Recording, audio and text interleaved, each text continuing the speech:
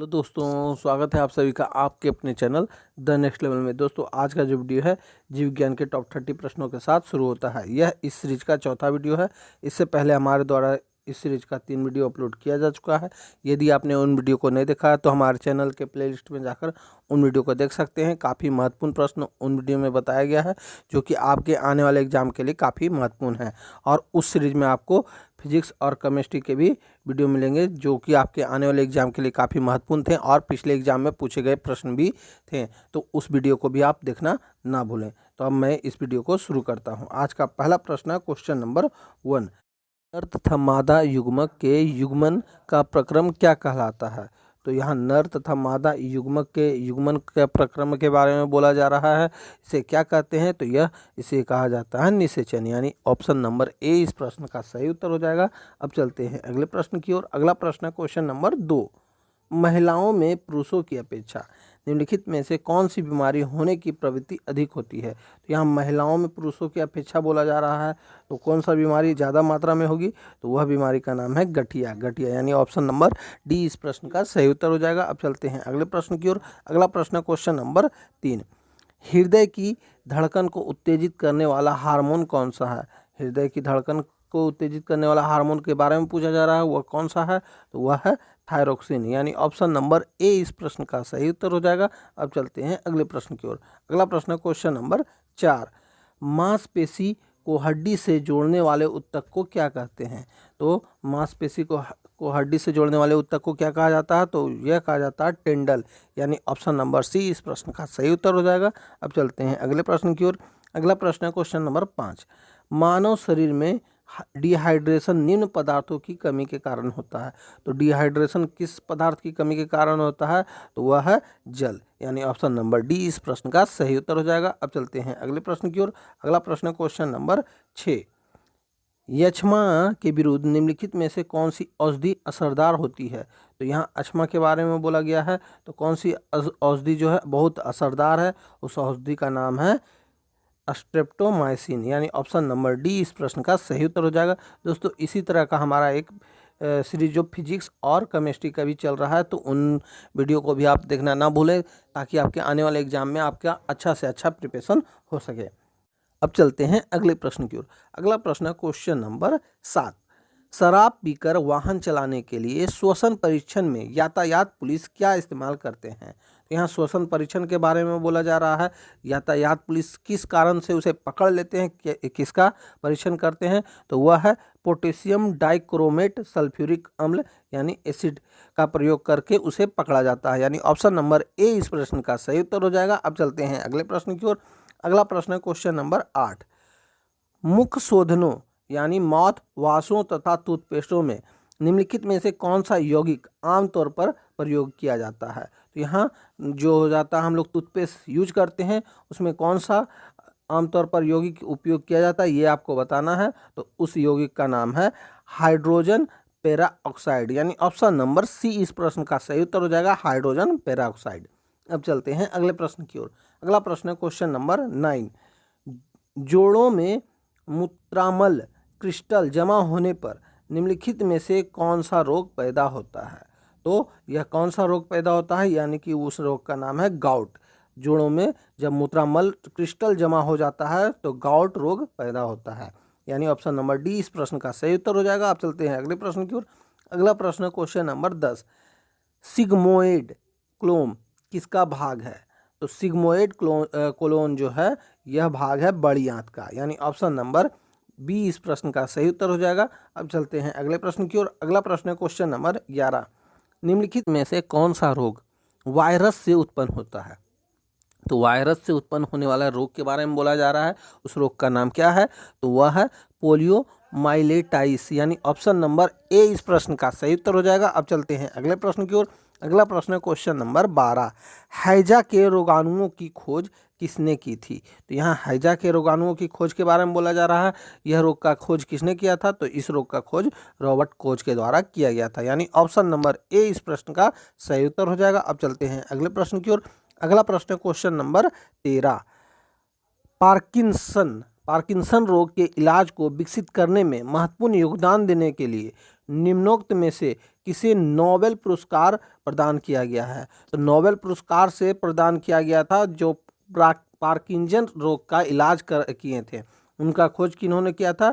तो उनका नाम है वाल्टर कोल्हन, यानी ऑप्शन नंबर बी इस प्रश्न का सही उत्तर हो जाएगा। अब चलते हैं अगले प्रश्न की ओर। अगला प्रश्न है क्वेश्चन नंबर 14। निमोनिया का नया रूप सार्स निम्नलिखित में से किस देश से शुरू हुआ है?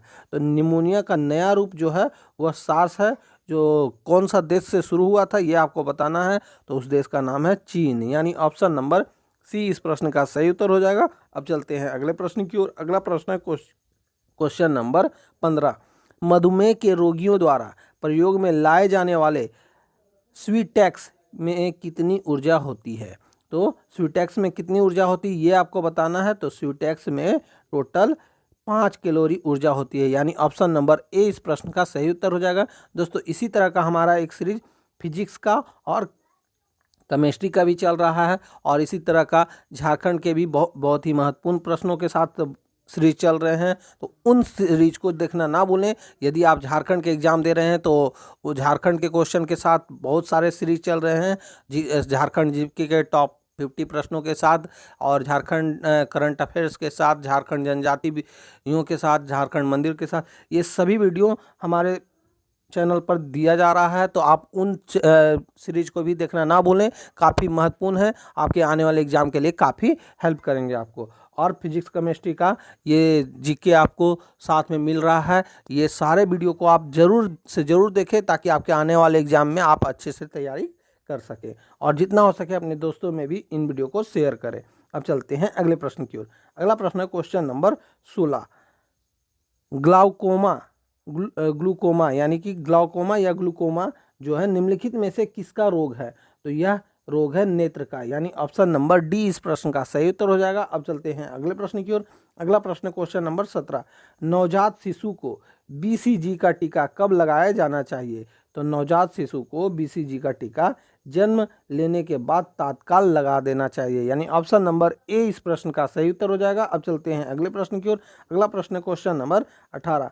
निम्नोक्त में से कौन सा एक कार्बोहाइड्रेट है? तो कार्बोहाइड्रेट कौन है ये आपको बताना है। तो कार्बोहाइड्रेट जो है वो ग्लूकोज है, यानी ऑप्शन नंबर डी इस प्रश्न का सही उत्तर हो जाएगा। अब चलते हैं अगले प्रश्न की ओर। अगला प्रश्न क्वेश्चन नंबर 19। मानव शरीर में गुर्दे का रोग किसके प्रदूषण के कारण होता है? यहाँ किसके प्रदूषण के कारण मानव में गुर्दे का रोग होता है? तो यह कैडमियम के प्रदूषण के कारण होता है, यानी ऑप्शन नंबर ए इस प्रश्न का सही उत्तर हो जाएगा। अब चलते हैं अगले प्रश्न की ओर। अगला प्रश्न क्वेश्चन नंबर 20। कार्बोहाइड्रेट शरीर में किस रूप में संचित होता है? तो यहाँ कार्बोहाइड्रेट की बात कही जा रही है, तो यह शरीर में किस रूप में संचित होता है? तो यह ग्लाइकोजन के रूप में संचित होता है, यानी ऑप्शन नंबर सी इस प्रश्न का सही उत्तर हो जाएगा। अब चलते हैं अगले प्रश्न की ओर। अगला प्रश्न क्वेश्चन नंबर 21। वायुमंडल में ऑक्सीजन के स्रोत का कारण है? तो वायुमंडल में ऑक्सीजन के स्रोत का कारण क्या है? तो यह है प्रकाश संश्लेषण, यानी ऑप्शन नंबर ए इस प्रश्न का सही उत्तर हो जाएगा। अब चलते हैं अगले प्रश्न की ओर। अगला प्रश्न क्वेश्चन नंबर 22। कॉकरोच का मलोत्सर्जन अंग क्या होता है? तो यहाँ कॉकरोच की बात कही जा रही है। कॉकरोच का मलोत्सर्जन अंग क्या है? तो यह है मलपिग्नियन नलिका, यानी ऑप्शन नंबर बी इस प्रश्न का सही उत्तर हो जाएगा। आप चलते हैं अगले प्रश्न की ओर। अगला प्रश्न क्वेश्चन नंबर 23। भेड़ की प्रथम स्तनपायी प्रतिरूप क्लोन का नाम क्या है?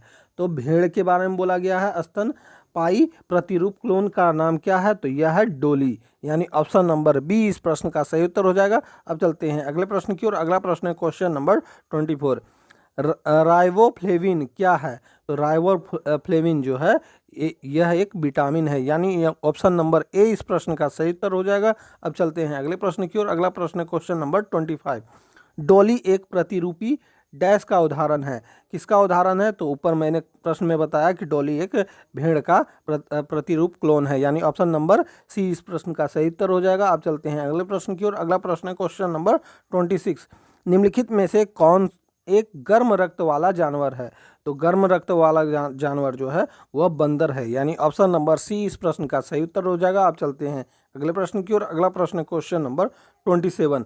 निम्नलिखित में से कौन शीत रक्त वाला जानवर है? तो शीत रक्त वाला जानवर कौन है ये आपको बताना है। तो यह शीत रक्त वाला जानवर जो है वह सांप है, यानी ऑप्शन नंबर सी इस प्रश्न का सही उत्तर हो जाएगा। आप चलते हैं अगले प्रश्न की ओर। अगला प्रश्न क्वेश्चन नंबर 28।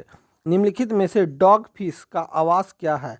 तो यहाँ डॉग फिश का आवास के बारे में बोला जा रहा है। यह इसका आवास कौन सा है? तो यह समुद्र में ये ज़्यादातर रहते हैं, यानी ऑप्शन नंबर बी इस प्रश्न का सही उत्तर हो जाएगा। अब चलते हैं अगले प्रश्न की ओर। अगला प्रश्न है क्वेश्चन नंबर 29। शीत निद्रा के दौरान मेढक निम्नलिखित में से किससे श्वसन करता है? तो शीत निद्रा के दौरान मेढक जो है निम्नलिखित में से त्वचा से श्वसन लेते हैं, यानी ऑप्शन नंबर सी इस प्रश्न का सही उत्तर हो जाएगा। आप चलते हैं अगले प्रश्न की ओर। अगला प्रश्न है क्वेश्चन नंबर 30 और इस वीडियो का आखिरी प्रश्न है। डोडो पक्षी को डैश श्रेणी में वर्गीकृत किया गया है? तो डोडो पक्षी को कौन सा श्रेणी में वर्गीकृत किया गया है? उस श्रेणी का नाम है विलुप्त, यानी ऑप्शन नंबर ए इस प्रश्न का सही उत्तर हो जाएगा।